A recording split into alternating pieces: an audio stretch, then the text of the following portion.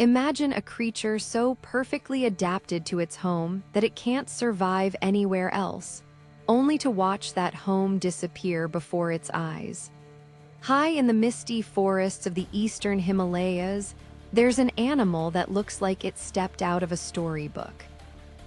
With rust-colored fur, a ringed tail, and a face that seems to smile, the red panda moves through the canopy like a quiet ghost. It spends most of its life in the trees, munching almost exclusively on bamboo. But right now, that specialized diet and secluded habitat are pushing it toward the edge. Because the bamboo forests it depends on are vanishing, and taking the red panda with them for millions of years, red pandas have lived in these cool, high-altitude woodlands. They're not closely related to giant pandas.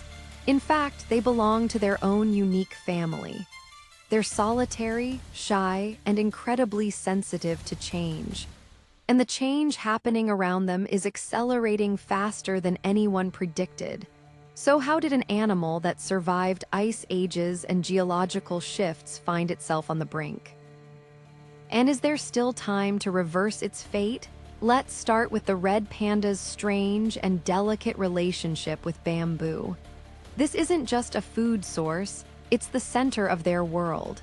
Bamboo makes up 95% of their diet. They eat the tender shoots in spring and summer and the tougher leaves in winter. But bamboo isn't very nutritious. To get enough energy, a red panda has to eat for up to 13 hours a day. That means they can't afford to waste time searching for food.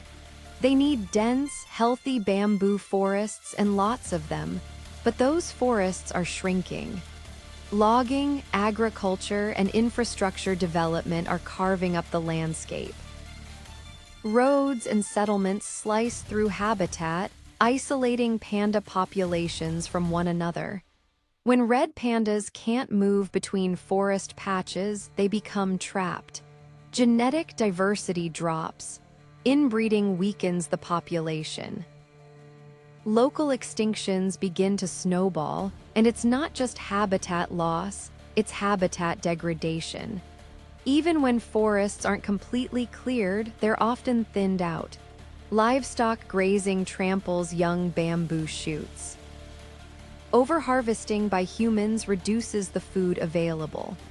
Climate change is shifting temperature and rainfall patterns, affecting how and where bamboo grows. In some areas, bamboo species are flowering and dying off en masse, a natural but disastrous event that leaves pandas with nothing to eat. Now, you might wonder, why can't red pandas just adapt? Eat something else? Move to a new area? The truth is they're evolutionary specialists. Their bodies are built for a life in the trees and a diet of bamboo. Their wrist bones even form a false thumb, an extra grip to help them climb and grasp stems. They have a slow metabolism, low reproduction rates, and high sensitivity to heat. They can't just switch diets or territories. When the bamboo goes, they have nowhere to go, but there is hope, and it's coming from some of the most remote communities on Earth. Conservation groups are working with local villages to protect and restore red panda habitat. In Nepal and parts of India, community forests are being managed sustainably. Locals are trained as forest guardians, patrolling protected areas, monitoring panda populations, and rescuing injured or orphaned pandas. Reforestation projects are planting native bamboo species in degraded areas. Corridors are being established to reconnect fragmented forests.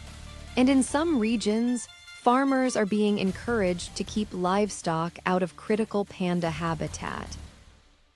It's slow, careful work, but it's working. There's also a growing effort to reduce human-wildlife conflict. Red pandas are sometimes caught in traps meant for other animals or killed by dogs. Awareness campaigns are helping people see the red panda not as a pest, but as a symbol of their natural heritage. In Bhutan, the red panda is considered a good omen, and that cultural respect is now being harnessed for conservation, but the clock is ticking.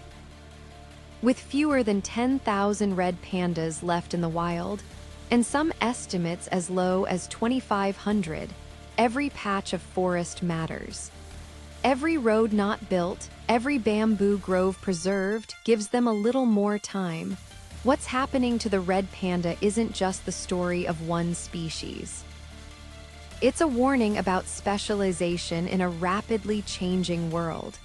When an animal is too perfectly adapted to one place, one food source, one way of life, it becomes vulnerable. And as our planet changes, more and more species are finding themselves in the same precarious position. Yet the red panda also shows us the power of local action. When communities come together to protect what they love, ecosystems can heal. Forests can regrow. Animals on the brink can be given a second chance. The red panda doesn't have the fame of the tiger or the elephant. It doesn't roar or charge. It moves quietly, lives secretly, and asks for very little. Just the trees and the bamboo it has always known. But in its gentle presence, we're reminded that some of the most precious forms of life are also the most fragile. And sometimes, saving them begins not with a grand gesture, but with a simple choice to protect the world they call home. Which little-known animal do you think deserves more attention? Share your choice in the comments. We might feature it in a future video. And if you want to help protect species like the red panda, subscribe to Rare Species and join our community of wildlife advocates.